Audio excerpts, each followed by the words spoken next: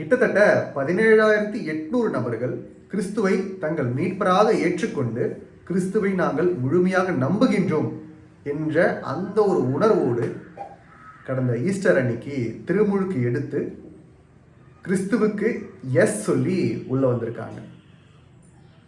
உலகத்தில் Christian faith, அதாவது கிறிஸ்துவ நம்பிக்கை இளைஞர்கள் கிட்ட குறைஞ்சிக்கிட்டே வருது. இன்னும் கொஞ்ச நாள்ல கிறிஸ்தவர்கள் அழிந்து விடுவார்கள், கிறிஸ்தவம் அழிந்து விடும் என்ற ஒரு முழக்கம், என்ற ஒரு நரேட்டிவ், அதாவது ஒரு பொது கருத்து இருக்கும் இல்லையா, அது மாதிரி பிற இடங்கள்ல நம்ம இருக்கிறத நம்ம பார்க்குறோம்.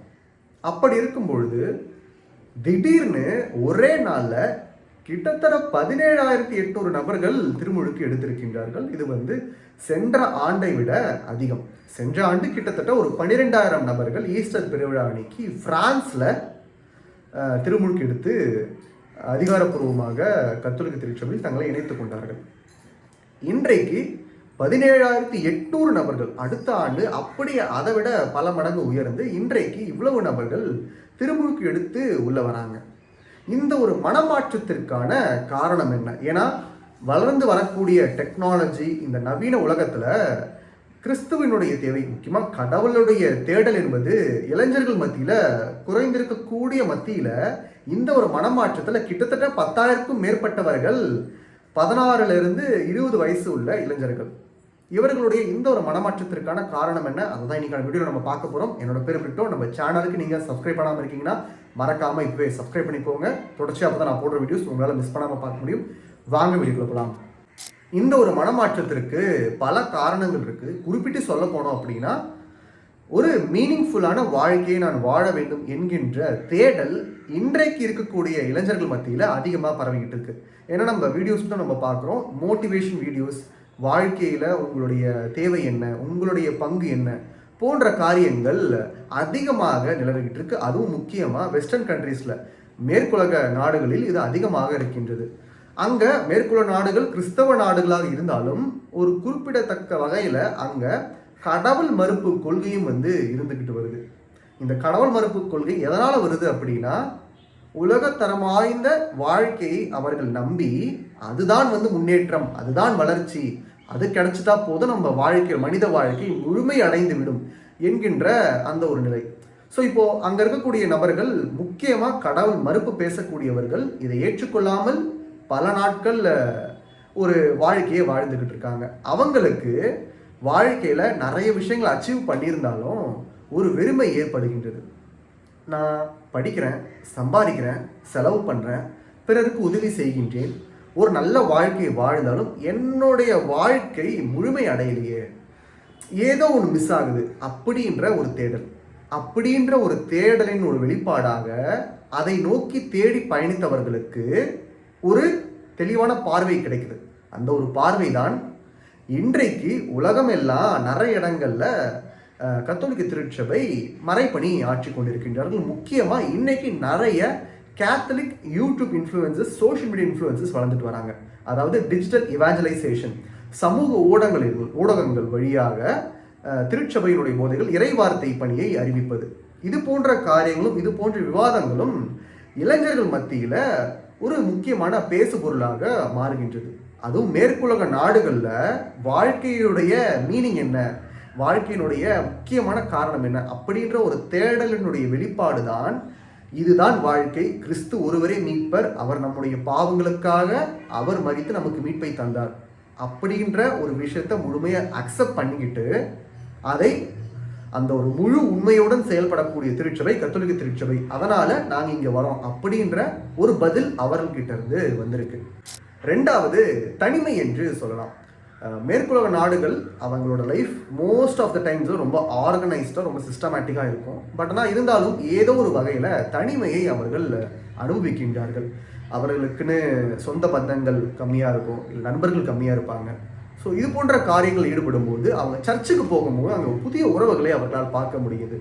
எல்லாருமே ஏதோ ஒரு வகையில் காமனாக கனெக்ட் ஆகிருக்காங்க. அந்த ஏதோ ஒரு வகையை நான் சொன்னதே அது வேற யாரும் கிடையாது, கிறிஸ்து. கிறிஸ்துவால் நம் அனைவரும் இணைந்திருக்கின்றோம். கிறிஸ்துவனுடைய சிந்தனையால் நம் அனைவரும் இணைந்திருக்கின்றோம். அங்க காமனாக அவங்க பார்க்கக்கூடிய ஒரு காரியம், கிறிஸ்தவர்கள் இடையே இருக்கக்கூடிய ஒரு ஒற்றுமை. அதுவும் முக்கியமாக மேற்குலக நாடுகளில் கேத்தலிக் சர்ச் கேத்தலிக் ஃபெய்த் வந்து ரொம்பவே வந்து ஸ்ட்ராங்காக இருப்பாங்க, ரொம்பவே உறுதியாக இருப்பாங்க. அங்கே கேத்தலிக் வர்சஸ் ப்ராட்டஸ்டன்ஸ் அப்படின்றது ரொம்ப பெரிய ஒரு பிரிவினையாக இருக்கும். பட் ஆனால் அங்கே கேத்தலிக் ஃபெய்த் ரொம்பவே வந்து ஸ்ட்ராங்காக இருக்கும். கேத்தலிக் சர்ச்சாக இருக்கட்டும், கேத்தலிக் மக்களாக இருக்கட்டும், எல்லோருமே ரொம்பவே விசுவாசம் கொண்ட வாழ்க்கையை அவங்க வாழ்ந்துக்கிட்டு இருக்காங்க. அவங்களோட ஒற்றுமை இவர்களுக்கு ஆச்சரியத்தை தருகின்றது. இது மாதிரி ஒரு ஒற்றுமையான சமுதாயத்தோடு நான் வாழணும் அப்படின்ற ஒரு எதிர்பார்ப்புடனும் அவர்கள் வருகின்றார்கள். ஏனென்றால் காலேஜஸில் சர்ச் மினிஸ்ட்ரி இருக்கும், ஸோ கேம்பஸ் மினிஸ்ட்ரி இருக்கும். காலேஜஸில் யூனிவர்சிட்டிஸில் இந்த கேம்பஸ் மினிஸ்ட்ரி கத்தோலிக்க மாணவர்களுக்கு நடுவில் ஒரு உறவை மேம்படுத்துவது, ஒரு புதிய பார்வையை உண்டாக்கி அவர்களை தவறான வழிகளில் செல்லாதவாறு அவர்களை மேம்படுத்தி சரியான வழி நடப்பதற்கான பாதையை செம்மையாக்குவது. ஸோ ஒரு வழிகாட்டியாக இருந்து இந்த ஒரு கேம்பஸ் மினிஸ்ட்ரி பல இடங்களில் நடந்துகிட்டு இருக்கு. இது அங்கு இருக்கக்கூடிய இளையோர் மத்தியில் மிகுந்த வரவேற்பை பெற்று அவர்களுக்கு சர்ச் ஒரு சேஃப் பிளேஸாக விளங்கியிருக்கு. அதனாலையும் பல யங்ஸ்டர்ஸ் வந்து கத்தோலிக்க திருச்சபைக்குள்ளே வராங்க. மூன்றாவது ஒரு காரியம், அவங்க கிறிஸ்டியன்ஸ் தான், கேத்தலிக்ஸாக தான் இருக்காங்க, பட் ஆக்டிவ் கேத்தலிக்ஸாக கிடையாது, ஆக்டிவான ஒரு கத்தோலிக்க கிறிஸ்தவர்களாக கிடையாது. சர்ச்சுக்கு பெருசாக வரமாட்டாங்க, ஆடிக்கு ஒரு வாட்டி அமாவாசைக்கு ஒரு வாட்டி சர்ச்சுக்கு வர்றது, இல்லைன்னா சுத்தமாக சர்ச்சுக்கு வராமல் பெயர் அளவில் மட்டும் கிறிஸ்தவர்களாக இருப்பது, இல்லை கிறிஸ்தவ பெயர் கொண்டு இருப்பது. இது மாதிரியும் ஒரு சில ஃபேமிலிஸ் இருக்காங்க. அந்த ஃபேமிலிஸில் இருக்கக்கூடிய குழந்தைகள் இருப்பாங்க இல்லையா, அவங்க இப்போது பேப்டிசம் எடுக்கிறாங்க. ஸோ அவங்களோட ஃபேமிலி ஏதோ ஒரு இடத்த மிஸ் பண்ணியிருக்காங்க. அந்த மிஸ் பண்ண இடம் எது அப்படின்றது இந்த குழந்தைகள் உணர்ந்து அவர்கள் உள்ளே வராங்க.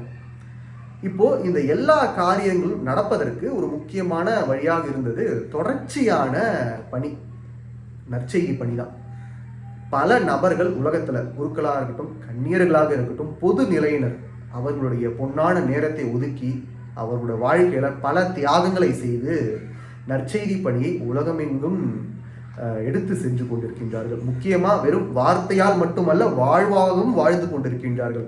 மருத்துவமனை, கல்வி பணி, சமூக பணி, பல விதங்களில் சமூகத்தின் பல பரிமாணங்களில் செயலாற்றி கொண்டிருக்கின்றார்கள். நற்செய்தி பணியை செய்து கொண்டிருக்கின்றார்கள். இந்த நற்செய்தி பணியினுடைய ஒரு வெளிப்பாடாக தான் இவ்வளவு பேர் மனம் மாறி மறுபடியும் கிறிஸ்துவை ஏற்றுக்கொண்டிருக்கின்றார்கள். இவர்கள் அனைவரும் ஏதோ ஒரு வகையில் இதற்கு முன்னாடி கிறிஸ்தவர்களாக இருந்தவர்கள் தான். ஆனால் ஏதோ ஒரு இடைவெளி, ஏதோ ஒரு மனஸ்தாபம், ஏதோ ஒரு குழப்பத்தினால் அவர்கள் கிறிஸ்துவை விட்டு விலகி சென்று விட்டார்கள். ஆனால் மீண்டும் அவர்களை கிறிஸ்துவோடு இணைப்பதற்கு உதவியாக இருந்தது தொடர்ச்சியான நற்செய்தி பணி.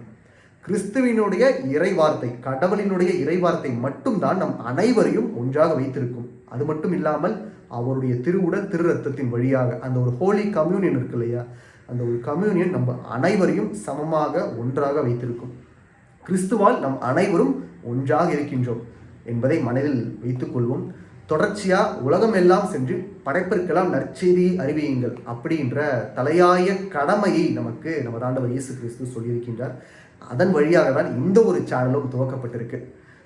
என்னால் முடிஞ்ச காரியத்தை நான் வந்து இறை மக்களுக்கு கொடுக்கணும், இந்த ஒரு சமூகத்துக்கு கொடுக்கணும் அப்படின்றது ஒரு நோக்கமாக தான் நான் கற்றுக்கிற விஷயங்கள், நான் கற்றுக்கிற புரிதல் அனைத்தையுமே உங்களோடு பகிர்ந்து கொண்டு நம் அனைவரும் நிலைவாழ்வை நோக்கிய பயணத்தில் ஒன்றாக பயணிக்க வேண்டும் என்பது தான் என்னுடைய ஆசை. அதனால தான் இந்த ஒரு சேனலோட ஆரம்பித்து வீடியோஸ் வந்து தொடர்ச்சியாக போட்டுக்கிட்டு இருக்கேன். உங்களோட ஆதரவும் நமக்கு தேவைப்படுகின்றது. அப்போ தான் நம்ம எல்லோரும் ஒன்றாக சேர்ந்து நிலைவாழ்வை நம்ம பரிசாக பெற்றுக்கொள்ள முடியும். தொடர்ச்சியாக உங்களோட ஆதரவு கிடைக்கும் நம்புகிறேன். எனக்காக ப்ரே பண்ணிக்கோங்க, நானும் உங்களுக்காக ப்ரே பண்ணிக்கிறேன். நிச்சயமாக நம் அனைவரும் கிறிஸ்துவின் பிள்ளைகளாக கிறிஸ்துவோடு ஒன்றிணைந்து இருப்போம். இந்த ஒரு மகிழ்ச்சியான நேரத்தில் புதிதாக பேப்டிசம் எடுத்து திருச்சபைக்குள்ளே வந்திருக்கக்கூடிய அனைத்து உள்ளங்களுக்கும் மனமார்ந்த வாழ்த்துக்களும் மற்றும் அவர்களுடைய குடும்பம் நன்றாக இருக்க வேண்டும் என்று இறைவனிடம் நம்ம பிரார்த்திப்போம். கிறிஸ்துவின் நாமம் இன்றும் என்றும் போற்ற பெறுவதாக. ஆமென்.